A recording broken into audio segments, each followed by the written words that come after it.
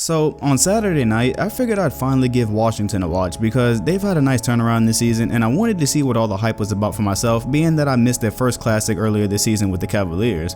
I started watching some way through the second quarter and I was only half paying attention because of some barbecue I stumbled upon and my computer was acting up. Finally, right before halftime, my little brother goes, "Why do they already have 67 points and it's only the second quarter?"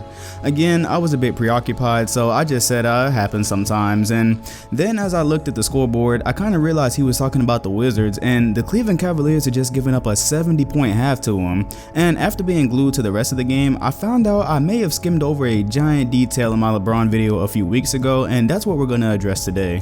What's up, NBA fans? Dom2K on the mic, and in my previous LeBron video, I talked about how his teams normally lose a questionable amount of games to other Eastern Conference contenders throughout the season, but somehow they always end up dominating them in the playoffs. Now, I'm not saying you should disregard that video by any means, because if I was betting my own money today, I'd still have Cleveland coming out of the East. However, the Cavs' defense in the Wizards game was particularly alarming, and that prompted me to go do some research about where they stand today and what the past tells us about LeBron teams I was talking about before. First off, the Cavs defense is trash today, okay? That's pretty alarming and there's really no other way to put it.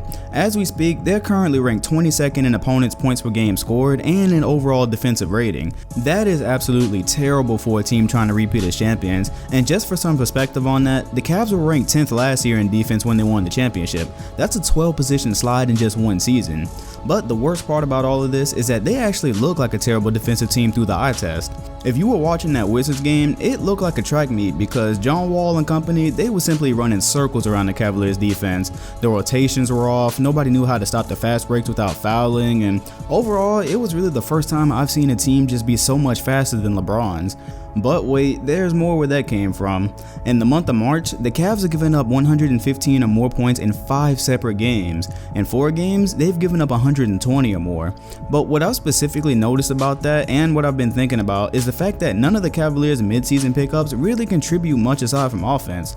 Korver, Williams, and Derek Williams are all running negatives for the defensive plus or minus stat. So while LeBron did get his wish for a backup playmaker in Williams and Korver to spread the floor even more, what these players give up in defense is pretty significant, and I'd say a lot more significant than you'd like, knowing that you've got to deal with the Warriors or the Spurs when you get to the West. So then I thought to myself, maybe I should critique my analysis a bit by checking on something I left out of the video a few weeks ago. See, where I said LeBron-led teams always make up for the regular season during the playoffs, take a look. I foolishly forgot to mention that LeBron-led teams are never this bad on defense either. Out of his contending teams, the worst they've been on defense was in 2015 when they made the mid-season deals to tweak the roster that clearly wasn't ready for a championship run until they got Mozgov and Shumpert and all that.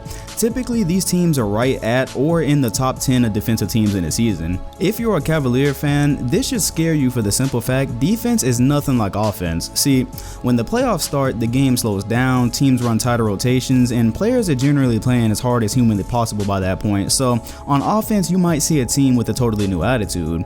However, defense, you can't just turn defense on and off when you feel like it.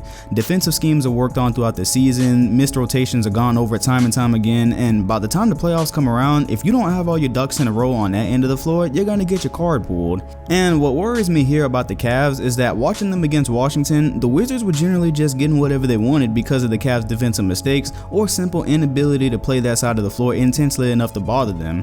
And what also worries me is that the Cavs team has had so little time together as a full unit that I highly doubt they're gonna have this figured out in 10 games. There's been so many players in and out of the lineup, new additions to the team, and players resting that I'm thinking this broken defense might just follow them right into the playoffs. So what does all this mean? Is Cleveland doomed to lose before the NBA Finals finally? Look, I will never bet against a team that has LeBron James, 2 superstar level players, and a deep bench in the Eastern Conference, so I'm not going to be over dramatic and claim the Cavs have already lost the East. However, as where I didn't believe it was possible for them to lose in the East before, I'm thinking this may actually be the toughest challenge a LeBron-led team has seen since he actually started getting help earlier this decade.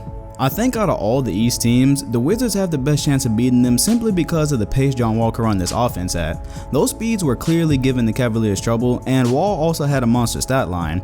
Also, let's not forget the only reason the Wizards don't have a winning record against Cleveland this season is because of that miracle shot by LeBron James earlier. And where regular season matchups didn't indicate much to a LeBron-led team in the past, they might mean something this year when you're playing the worst defense out of any LeBron-led team this decade. Oh, and before I forget, I wanted to point you guys in the direction of the 2010 Celtics. See, in 2010, that Boston team was doing pretty terrible to close out the season, kind of like the Cavaliers are right now. After the All-Star break, they were barely even a 500 team, they were 4th in the East, and nobody really gave them a shot at the finals. However, Boston was able to turn those misfortunes into a finals run that nearly resulted in a championship. Now, Cleveland isn't doing anywhere near as bad as Boston was that year, but by the standards of a LeBron-led team for this decade, they are actually pretty bad in almost every way, and many people are starting to give other East squads a shot at them. The reason I'm bringing up Boston though is because their turnaround was based on defense. That season, despite their struggles, the concept of a championship defense never left their DNA, as they were ranked 5th best defense for that entire season.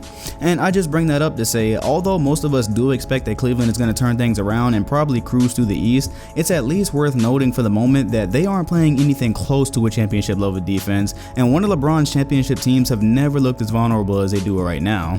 And just because I was feeling like a stat whore at the moment, I went and pulled up all the defensive ratings for all the teams to make the NBA Finals in this decade, and just to show you the defensive ratings, nobody has really even come close to having as bad as defense as Cleveland has right now. The closest was the 2015 Cavaliers, which I already stressed to take with a grain of salt because their defense improved after those trades. If you cover up the 2015 Cavaliers, the worst defense would be the 2014 Miami Heat, who ranked 14th, and although they got to the NBA Finals, they got picked apart by the San Antonio Spurs. And in all likelihood, the Cavaliers this season in the NBA Finals, should they make it that far, they're gonna see either the Warriors or the San Antonio Spurs.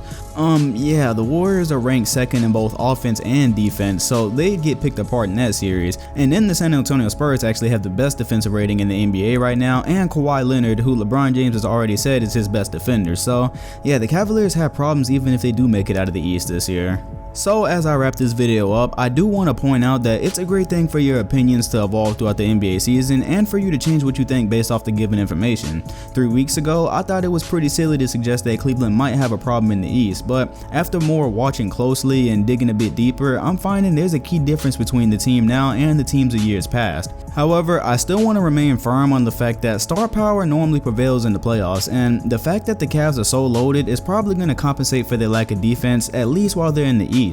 But when it's time for the finals, assuming it's a healthy Warriors or Spurs they gotta face, that defense is gonna get exploited like you've never seen before, and I think it's ultimately why they won't end up with the repeat.